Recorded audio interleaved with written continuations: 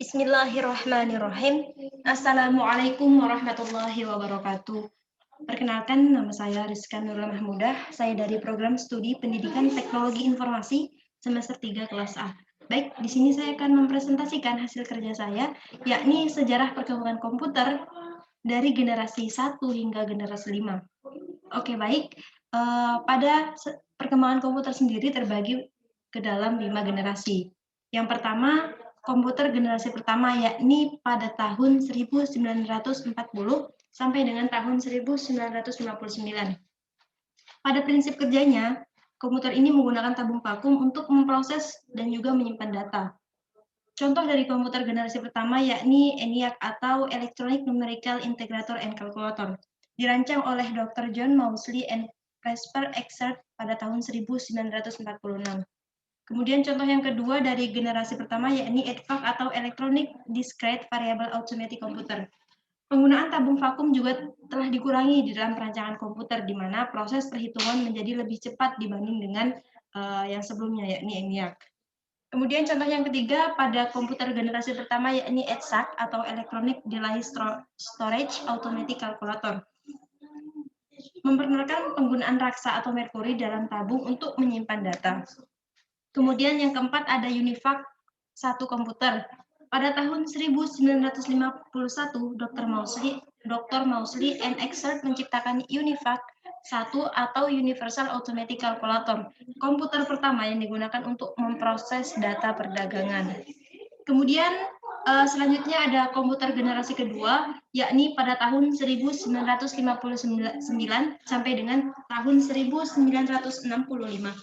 Cara kerjanya, pada tahun 1948 penemuan transistor sangat mempengaruhi perkembangan komputer. Transistor menggantikan tabung vakum di televisi radio dan juga komputer. Transistor mulai digunakan di dalam komputer pada tahun 1956.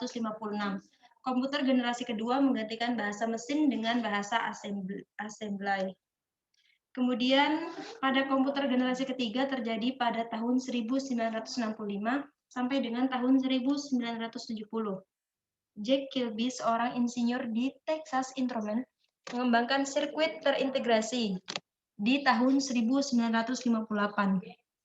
IC mengkombinasikan 3 komponen elektronik dalam sebuah piringan silikon kecil yang terbuat dari pasir kuarsa. Kemajuan komputer generasi ketiga lainnya adalah penggunaan sistem operasi atau operating system. Kemudian kita lanjut pada komputer generasi keempat, yakni terjadi pada tahun 1970 hingga sekarang. Tujuan dari perkembangan menjadi lebih jelas, yakni mengecilkan ukuran sirkuit dan komponen-komponen elektrik. 1. Large Scale Integration atau LSC dapat memuat ratusan komponen dalam sebuah chip pada tahun 1980-an. Kemudian yang kedua ada Very Large Scale Integration atau VLSI, membuat ribuan komponen dalam sebuah chip tunggal. Kemudian yang ketiga ada Ultra Large Scale Integration atau ULSI, meningkatkan jumlah tersebut menjadi jutaan. Kemudian pada komputer generasi kelima, sekarang hingga masa depan, sistem yang mampu komputernya merupakan sistem yang mampu mengkoordinasikan banyak CPU untuk bekerja secara serempak.